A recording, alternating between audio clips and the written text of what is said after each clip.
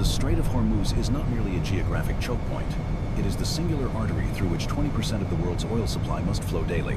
Controlling this narrow channel does not require a navy capable of projecting power globally, but rather one designed to deny passage locally and catastrophically. The Islamic Republic of Iran has spent decades architecting a military doctrine that bypasses the traditional metrics of naval tonnage and firepower supremacy. They operate on the principle of asymmetric warfare, where the objective is not to win a decisive battle, but to impose intolerable political and economic costs. A carrier strike group is a masterpiece of engineering, designed to project force across oceans. Yet, it faces diminishing returns within the confined waters of the Persian Gulf. In the open ocean, the carrier's defensive depth is hundreds of miles, allowing its escorts to detect and neutralize threats long before they reach the high-value unit. Within the Gulf, that defensive perimeter collapses against the jagged Iranian coastline, compressing reaction times from comfortable minutes down to mere terrified seconds.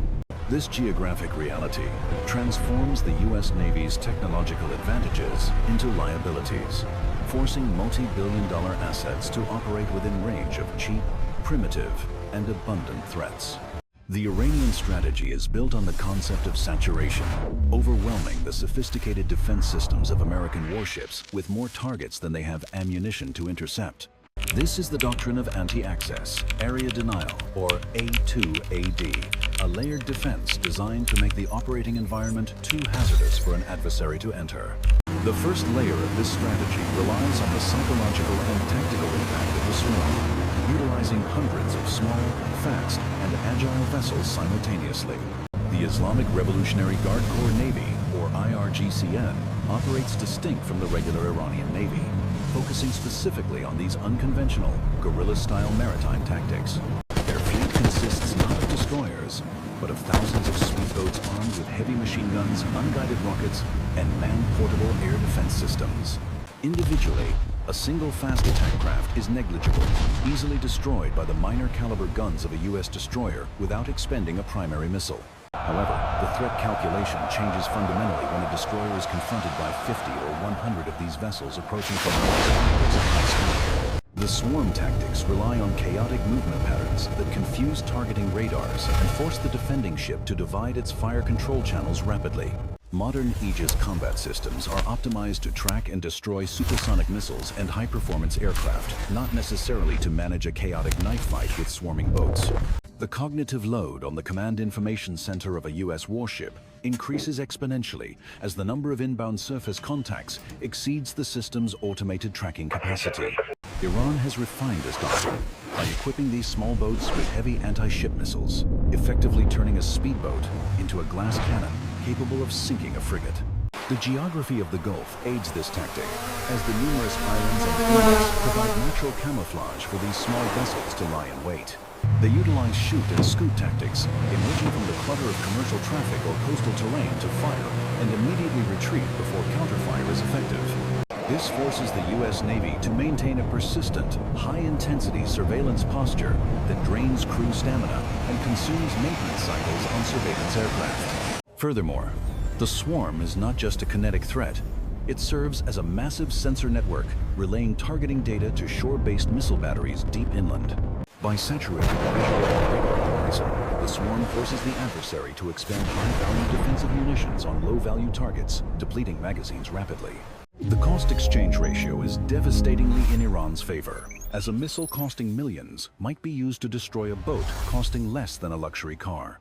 Once the defensive magazines of the American escorts are depleted or overwhelmed, the strike group becomes vulnerable to the second, more lethal layer of the attack. The swarm is designed to strip away the shield, leaving the carrier exposed to the heavier anti-ship cruise missiles waiting in hardened bunkers along the coast.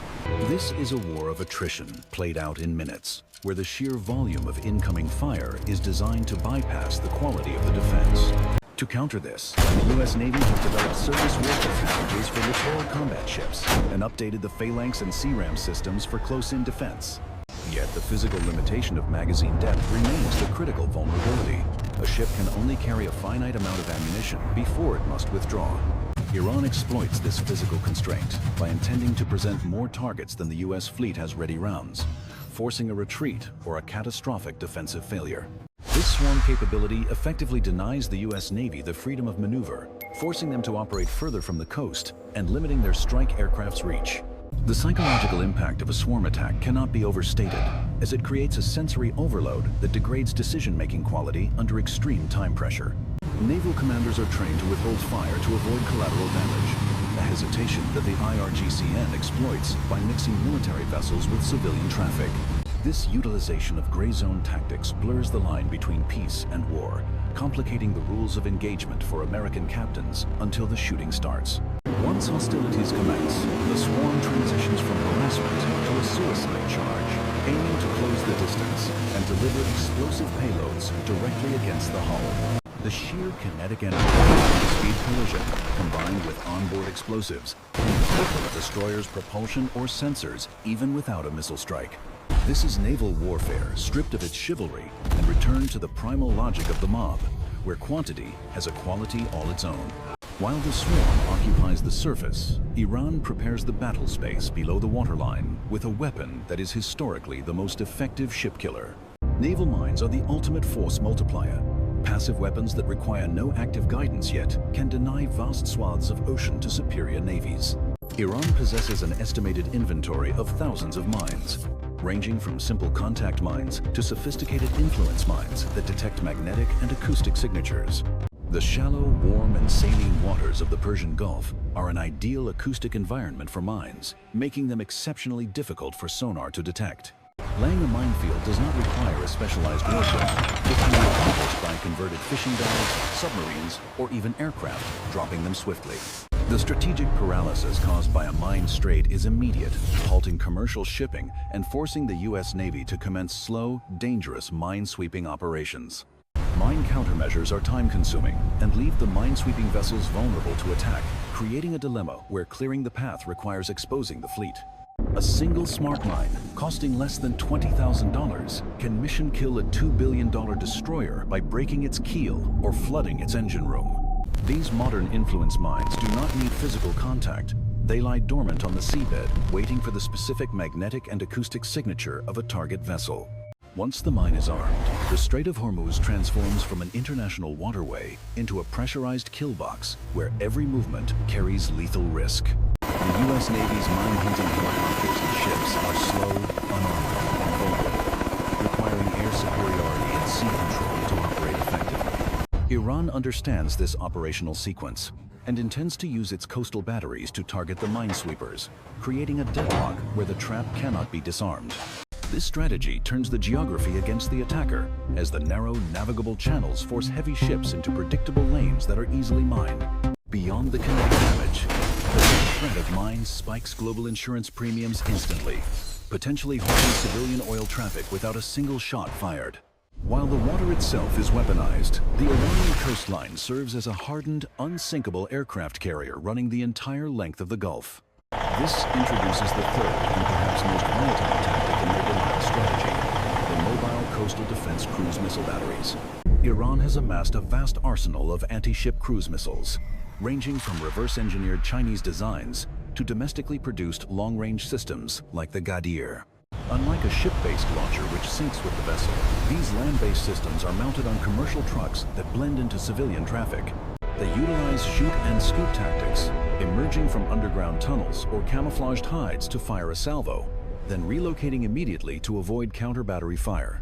The mountainous terrain along the Persian Gulf coast provides thousands of natural bunkers, making it nearly impossible for air power to sanitize the area completely.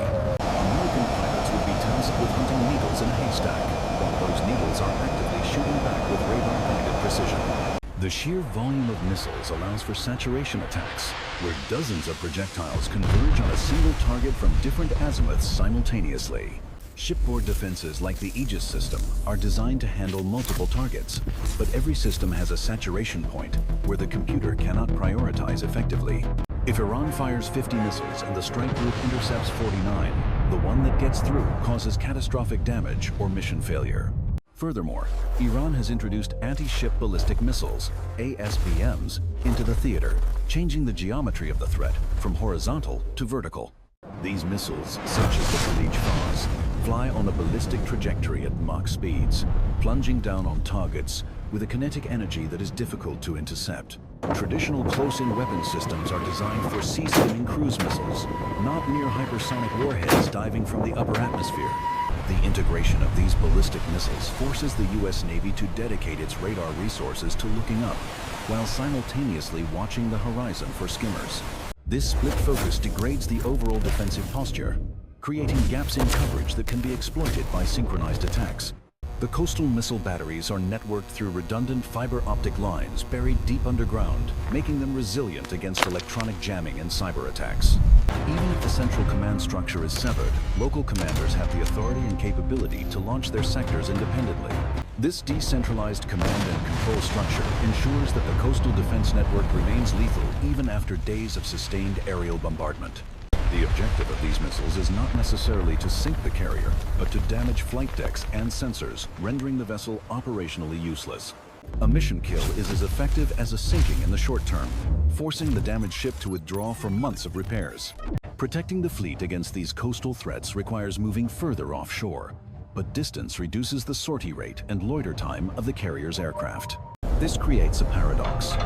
To be safe, the carrier must be far away. To be effective, it must be close. Iran exploits this paradox by layering their defenses to punish the U.S. Navy regardless of the distance they choose to operate from. While the surface is a zone of chaos, Iran has also developed a quiet, lethal capability designed to operate beneath the thermal layers of the Gulf. This brings us to the fourth tactic, the deployment of midget submarines and swimmer delivery vehicles in the shallow littoral waters. Unlike nuclear submarines, which require deep water to maneuver, Iran's Ghadir-class mini-subs are optimized for the shallow, noisy environment of the Gulf. These small vessels are difficult to detect with active sonar because they can sit silently on the bottom, blending in with the seabed topography. They are small enough to operate in waters too shallow for U.S. attack submarines to enter, giving them a tactical field from which to ambush. A Ghadir-class sub carries heavy torpedoes capable of breaking the back of a frigate or blowing the stern off a commercial tanker. The acoustic environment of the Gulf, with its high salinity and temperature gradients, creates shadow zones where sonar becomes unreliable. Iranian commanders are intimately familiar with these hydrological anomalies and use them to hide their submarines until the target is within point-blank range. The threat of a submarine attack forces the strike group to execute constant, aggressive zigzag maneuvers, slowing their advance and burning fuel. It also necessitates the constant deployment of anti-submarine helicopters, further straining the enemy's maintenance and crew rest cycles. In addition to torpedoes, these mini-subs can be used to lay minefields covertly in areas that have supposedly been swept and cleared. The psychological stress of operating in waters known to contain silent killers wears down the alertness of sonar operators over time. This underwater ambush tactic is designed to inject uncertainty into every nautical mile traveled, slowing the operational tempo to a crawl. But as we move above the waves, the threat profile shifts from the heavy and expensive to the cheap, expendable, and ubiquitous. The fifth tactic leverages the revolution in unmanned systems, deploying drone waves to drain the technological resources of the adversary. Iran has industrialized the production of low-cost loitering munitions and reconnaissance drones, creating an aerial swarm to complement the Navy one. These unmanned aerial vehicles are slow, unsophisticated, yet they pose a disproportionate threat to high-tech defense grids. The economic asymmetry is staggering. A Shahed 136 drone costs roughly $20,000, while the missile required to intercept it can cost upwards of $2 million. A U.S. destroyer has a limited number of vertical launch cells. Forcing it to expend standard missiles on cheap drones is a strategic victory for Iran.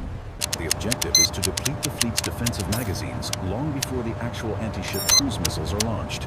Once the interceptors are gone, the ship is forced to rely on close-in weapon systems, which have limited range and ammunition capacity. Drones also serve a critical role as decoys, lighting up enemy radar screens to mask the approach of faster, more lethal threats. By flying at different altitudes and speeds, they create a complex three-dimensional threat picture that challenges the automated prioritization logic of the Aegis system. Furthermore, these drones provide persistent, real-time over-the-horizon targeting data to the coastal missile batteries we discussed earlier. They act as the eyes of the A2AD network, ensuring that the coastal launchers are not firing blind into the ocean.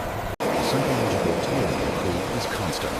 The buzzing of drones creates a sense of perpetual surveillance and imminent attack. Even if the drones are shot down, their wreckage can cause foreign object damage to the delicate jet intakes of aircraft on the flight deck.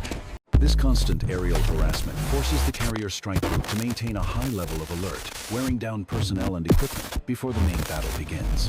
The drone threat is not limited to suicide attacks. Some are equipped with electronic warfare payloads to jam communications and local radar. This electronic noise degrades the tactical data link between ships, isolating units and making coordinated defense significantly harder. But the most insidious aspect of Iranian strategy targets neither the ships nor the aircraft, but the invisible lifeline that keeps them moving. This leads us to the sixth tactic, the systematic destruction of logistics and support infrastructure. A modern aircraft carrier is a voracious consumer of resources, requiring thousands of gallons of jet fuel and tons of ordnance daily to operate. While the carrier itself is a fortress, the supply ships, the oilers and ammunition ships, are soft, slow, and largely defenseless targets. Iran understands that sinking a supply ship is far easier than sinking a carrier, yet the operational result is functionally identical.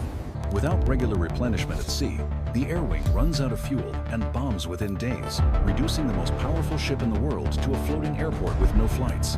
Iranian strategy prioritizes targeting these high-value, low-defense units using their submarine and missile assets. Furthermore, the logistical footprint extends beyond the ships to the regional bases in Bahrain, Qatar, and the UAE that support the US Navy.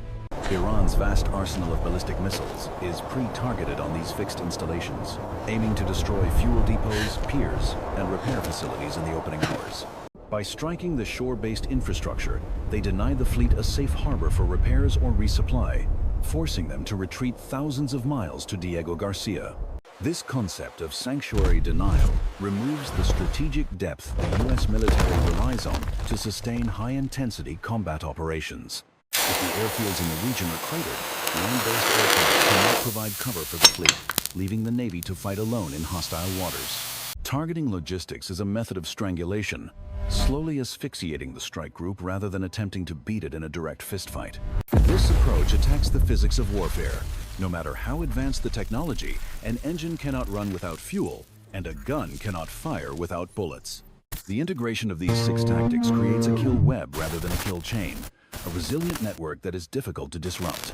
Unlike a chain which fails if one link breaks, a web can lose multiple nodes and still function, adapting to the loss of sensors or launchers. The US Navy trains for this environment, but training simulations rarely capture the sheer chaos and density of a full-scale saturation attack. In a simulation, if you run out of missiles, the exercise resets. In the Strait of Hormuz, if you run out of missiles, the ship burns. The cost of failure is absolute, while the cost of success for Iran is merely the expenditure of cheap, mass-produced munitions. This economic disparity is the core of the strategic problem. The US is betting its highest value assets against Iran's lowest value disposables. To win, the US Navy must be perfect in its defense every single second. Iran only needs to get lucky once. Even a minor hit that damages the radar or flight deck catapults effectively removes the carrier from the fight, achieving Iran's goal of denial. The political fallout of a damaged US capital ship would be immense, potentially forcing a de-escalation that grants Iran a strategic victory. This is why the maneuvers described in the input text are so intense. The crew is preparing for a scenario where the margin for error is zero. The technical interplay mentioned in the source is the desperate attempt to synchronize defense faster than the enemy can synchronize attack. Yet, the technological solution faces a hard limit. The laws of physics and the constraints of geography cannot be engineered away. The Persian Gulf is a bathtub, and fighting in a bathtub negates the advantage of having a longer reach. Iran has spent 40 years turning this bathtub into a trap, meticulously mapping every thermal layer and hiding spot. They have built a military not to project power outward, but to consume any power that tries to project inward. As we analyze the grand strategy, we realize that Iran's goal is fundamentally different from the American concept of victory. Iran does not need to sink the entire US fleet to claim victory. They simply need to make the cost of intervention politically unsustainable. This strategic reality is the driving force behind the punishing 4-week exercise known as cost-imposition, described in the source material. The torture on the high seas mentioned by the crew is not hyperbole. It is a conditioning process for an environment of total sensory saturation. Admiral Eugene's command, Carrier Strike Group 8, is attempting to build a defensive reflex that operates faster than conscious thought. The flagship, USS Harry S. Truman, is a nuclear-powered city of 5,000 souls. But in the Gulf, it is a massive, high-contrast target. Its primary weapon, the carrier air wing, must pivot from its traditional role of ground attack to a defensive posture of combat air patrol. The F-18 Super Hornets are not just striking targets in Syria or Yemen. They are the outer layer of the fleet's missile defense shield. Launching and recovering aircraft every minute on a flight deck the size of a tennis court is dangerous enough in calm seas. Doing so while under simulated electronic jamming and missile attack requires a level of precision that borders on the mechanical. The arresting wires on the deck, which catch a 15-ton jet in 2 seconds, are the physical link between survival and disaster. If a pilot bolt misses the wire during a combat engagement, that aircraft is effectively removed from the defensive line for precious minutes. This is why the source emphasizes the technical interplay between warships. No single vessel can survive the Iranian A2AD complex alone. The escort ships, like the USS Arleigh Burke and USS Normandy, function as the bodyguard detail, placing their hulls between the threat and the carrier. The Arleigh Burke-class destroyers are built around the SPY-1 radar, a system designed to track hundreds of targets simultaneously. However, in the clutter of the Gulf, radar performance is degraded by atmospheric ducting and land reflections. This technical interplay is actually a desperate attempt to plug the blind spots that every single warship possesses. The exercise simulates the fire and injured sailors scenarios, because kinetic hits are assumed to be inevitable, not theoretical. Damage control, fighting fires, and flooding becomes the secondary battlefront, as critical as the combat happening outside the hull. If the USS Normandy takes a hit, it loses its ability to function as the floating missile screen, exposing the carrier to direct attack. The interconnected nature of the defense means that the loss of one node degrades the survivability of the entire formation. This is why the strike group practices spreading out, operating miles apart to dilute the enemy's targeting solution. But dispersion creates isolation. If the communications network is jammed by Iranian electronic warfare, the ships are fighting alone. The virtual war zone projected onto the Atlantic during training is an attempt to replicate the claustrophobia of the Strait of Hormuz. The commanders know that in a real scenario, the speedboats they practice sinking will not come in twos, but in hundreds. The unidentified approaching aircraft mentioned in the script will not be a single rogue plane, but a swarm of suicide drones. The training is designed to induce stress to the breaking point, so that muscle memory takes over when higher cognitive functions fail. Stress in a confined space is the defining characteristic of naval warfare in the 21st century. The physical demands on the 7,000 personnel are massive because the human operator is the slowest component in the engagement loop. Automation handles the tracking, but the decision to kill to release $1 million weapon remains human. In a saturation attack, that decision loop must be executed dozens of times per minute without error. The 4 weeks of torture are an investment in resilience, hoping that the software and the sailors won't crash when the system is overloaded. Yet, despite the billions of dollars in technology and months of training, the physics of the engagement favor the defender. Iran defends from fixed positions with unlimited ammunition bunkers. The US Navy fights from floating platforms with finite magazines. Once the destroyers fire their vertical launch cells dry, they must leave the battle zone to reload, a process that takes days. This logistical constraint dictates that any conflict in the Gulf must be short, violent, and decisive. If Iran can drag the conflict out, turning it into a war of attrition, the carrier strike group loses its utility. The US Navy is built for the knockout blow, while Iran is built for the death by 1,000 cuts. As the USS Harry S. Truman sails into this calculated trap, the question is not about firepower, but about sustainability. Can the most advanced naval formation in history survive a battle where the enemy is everywhere and nowhere at the same time? To counter this asymmetry, the Arleigh Burke destroyer has evolved into the most sophisticated defensive algorithm ever put to sea. It relies on a layered defense architecture, engaging threats at maximum range before they can reach the keep-out zone. Long-range Standard missiles engage incoming aircraft and ballistic threats in the upper atmosphere, thinning the herd before it closes in. As threats penetrate the middle perimeter, the evolved Sea Sparrow missile provides a rapid reaction intercept capability against maneuvering cruise missiles. But when the saturation tactic succeeds and leakers get through, defense devolves to the last line. The Phalanx Close-In Weapon System. This is R2-D2 with a Gatling gun, an autonomous robot firing tungsten penetrators at 4,500 rounds per minute to shred incoming warheads. It is a weapon of last resort, engaging targets at point-blank range where the debris field alone can still scour the ship's sensors. Recognizing the limits of kinetic ammunition, the Navy increasingly relies on soft kill measures to deceive rather than destroy. The EA-18G Growler, part of the carrier's air wing, is the electronic assassin of the fleet, designed to blind enemy radar and sever command links. Instead of shooting down a missile, the Growler projects massive electromagnetic energy to confuse the missile's seeker head, causing it to miss. This electronic warfare capability is vital against the Iranian coastal batteries, suppressing their targeting radars so the fleet can maneuver. Yet, electronic warfare is a cat-and-mouse game. Iran utilizes fiber optic networks specifically to nullify the jamming effects of American aircraft. The eyes of the fleet, the E-2D Advanced Hawkeye, act as the quarterback in the sky, managing the chaotic airspace. It fuses data from the destroyers, the fighters, and the international frigates into a single common operational picture shared by all. This data integration allows a destroyer to fire a missile at a target it cannot see, guided by the radar of an aircraft 50 miles away. This cooperative engagement capability is the U.S. Navy's answer to the swarm, networking superior sensors to maximize inferior numbers. But technology cannot solve the logistical nightmare of sustaining this tempo for weeks on end. The source text reveals that Truman is a floating small town, consuming massive quantities of food and fuel to remain operational.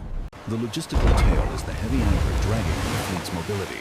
The carrier must periodically slow down and straighten out to resupply. During these unrep underway replenishment maneuvers, the carrier is most vulnerable, restricted in speed and course while tethered to a supply ship. Iranian doctrine specifically marks these windows of vulnerability for synchronized drone and speedboat attacks. The three-day final battle mentioned in the training scenario is the culmination of the exercise because it represents the limit of high-intensity endurance. Modern naval combat burns through resources so fast that a conflict is expected to be decided in the opening 72 hours.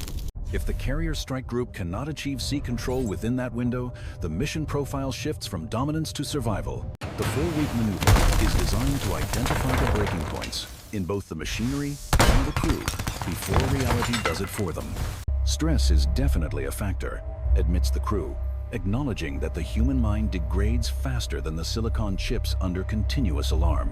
Sleep deprivation becomes a tactical variable. A tired radar operator might miss the faint signature of a periscope in the surface clutter. The inclusion of the German frigate Hessen and Norwegian frigate Roald Amundsen is not just political solidarity, it is operational necessity.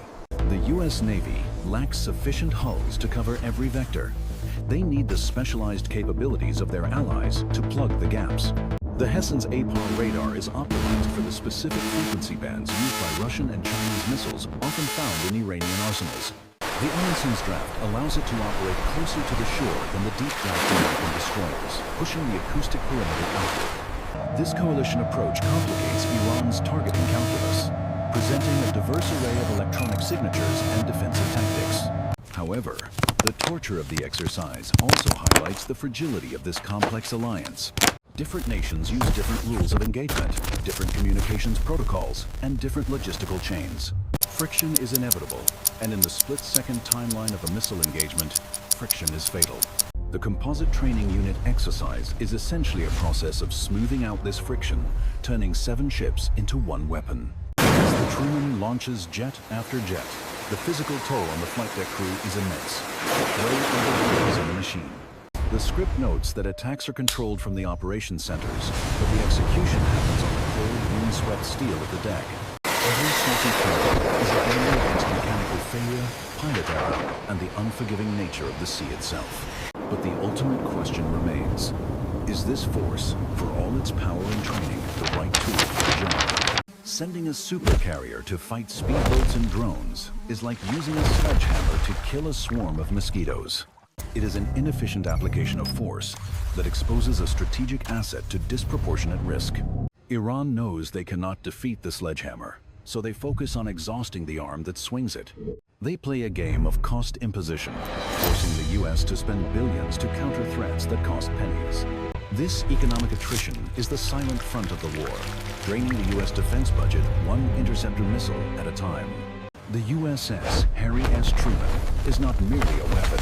It is 95,000 tons of American foreign policy-made steel. Its presence in the Atlantic, rehearsing for the Gulf, is a signal intended to be seen from Tehran, Moscow, and Beijing. This is the doctrine of forward presence, the belief that parking a floating airbase on an adversary's doorstep prevents war. Yet, the strategic calculus has shifted. In the age of precision missiles and drone swarms, the carrier is no longer invincible. It has become a glass cannon, possessing immense offensive power, but requiring a staggering amount of protection to survive. The Iranians have accepted that they cannot match the US Navy hull for hull, so they have chosen not to play that game.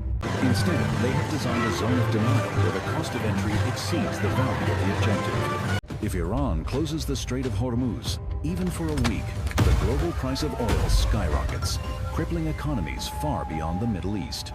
The Carrier Strike Group is the insurance policy against this catastrophe, the only force capable of forcing the door open. But sending the Truman to the Gulf to open that door places the crown jewel of the Navy directly inside the lion's mouth. This creates a high-stakes standoff. The US bets that Iran won't fire for fear of total war, and Iran bets the US won't stay because of the risk. The 4 weeks of torture during COMPTOX are designed to give the American commanders the confidence to take that bet. Every fire drill, every man-overboard rescue, and every intercepted drone is a rehearsal for the worst day in naval history. The sailors on the Truman, the Arleigh Burke, and the Hessen are not just practicing mechanics. They are building psychological armor. They are preparing to operate in a battle space, where the warning time for an inbound missile is measured in heartbeats. The collaboration with German and Norwegian forces highlights a critical reality. Even a superpower cannot secure the global commons alone. Maintaining the free flow of commerce requires a unified front, a mesh of sensors and shooters spanning different flags. Yet the tactical interplay is fragile. A single miscommunication or a single leaker missile can unravel the entire defensive fabric. Iran's strategy relies on this fragility, probing for the one weak link in the chain of command or the radar network. They do not need to win a naval battle in the traditional sense.